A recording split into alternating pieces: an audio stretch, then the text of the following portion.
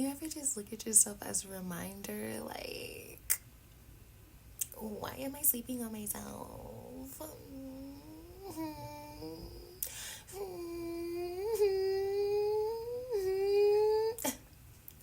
I like those little race cars. What do you call those? NASCAR? No, motorcycles.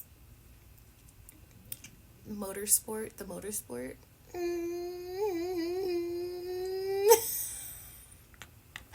Nevertheless, stop sleeping on yourself. This is a sign. Stop sleeping on yourself. Stop it. Stop it. Stop it.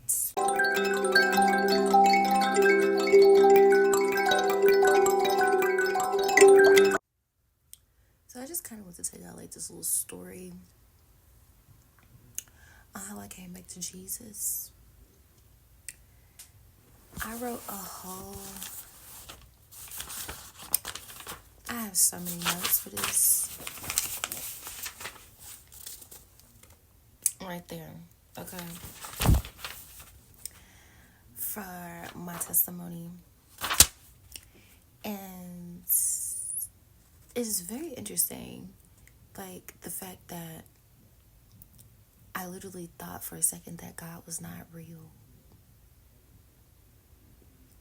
Like, I really thought for a second that God was not real. And that lasted from high school all the way up until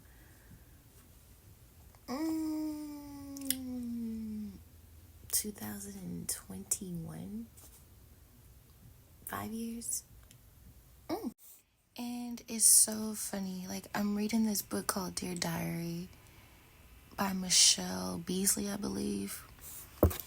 And she talks in the book about her separation with her father and the things that has happened with the separation of her father.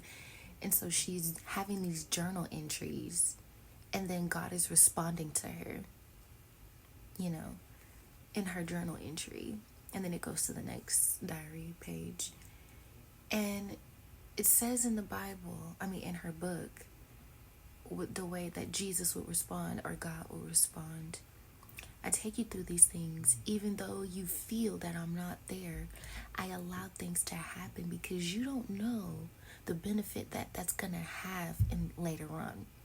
Even though it's something bad that hurts you, this is a part of your testimony. And me sharing this, it's bringing back so many memories. Like, wow. And I think the most important thing that God showed me in those 5 years is that I am nothing without God. And I believe I read that in another book that I read called Loving God. Let me just show y'all these two books that I'm reading real quick.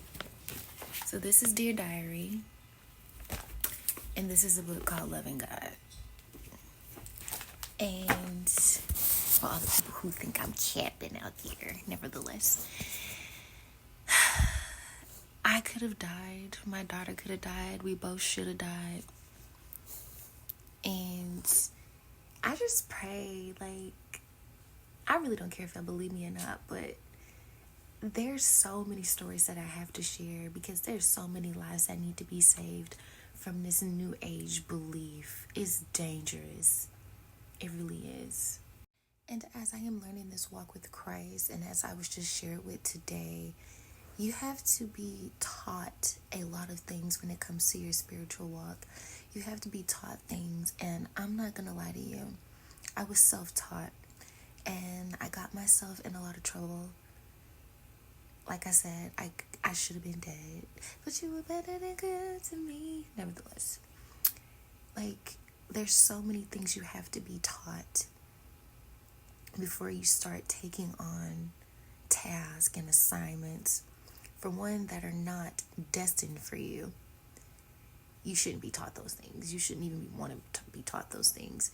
And nevertheless, I'm not here to force you, to scare you into reality, but God will do that in His own time. But for those this story is relatable to or recommended to, if you know someone who's in that lifestyle, it is your duty to inform them. So let me just walk you guys through a little bit of what I'm going to share eventually, but this is just the testimony of New Age to Jesus. That's going to be the title of this video, but I do want to share with you some stories that will come after this, because I kind of just want to do a story time for the month of March. You know, springing into new life from old.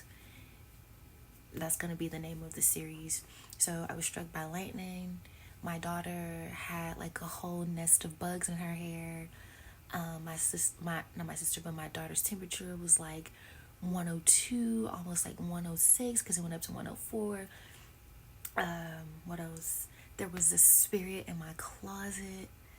I saw a spirit on a wall, like a demonic spirit on a wall while cleaning the bathtub.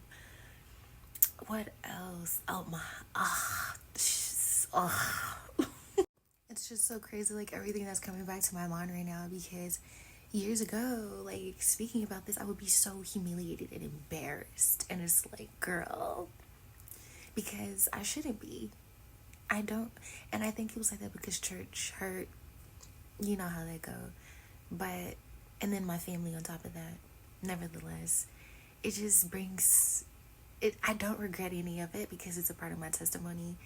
I regret the pieces of my daughter. Things happened to my daughter and almost dying, but I don't regret it as far as it allowing it to be my testimony. Like, I'm speaking from tarot cards to crystals, masturbation, manipulation, control, hurt, rejection, abandonment, greed, and pride. All of these things, spirits you're inviting into your life because you think you're doing something incredible, but you're polluting the gifts that God have birthed you to have.